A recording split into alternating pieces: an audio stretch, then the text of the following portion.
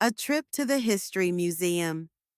Last Friday, our class went on a trip to the city's History Museum. I was very excited because I love learning about the past. The museum was big and full of interesting things. We saw ancient tools, clothes, old coins, and even a real knight's armor. Our guide told us stories about how people lived many years ago, what they ate, how they dressed, and what they believed in. I was especially interested in the part about the Middle Ages. I saw a model of an old castle and learned how people defended it from enemies. There were also paintings and maps that showed how the city changed over time. We took notes and asked questions. Our teacher was proud of us for being curious and respectful.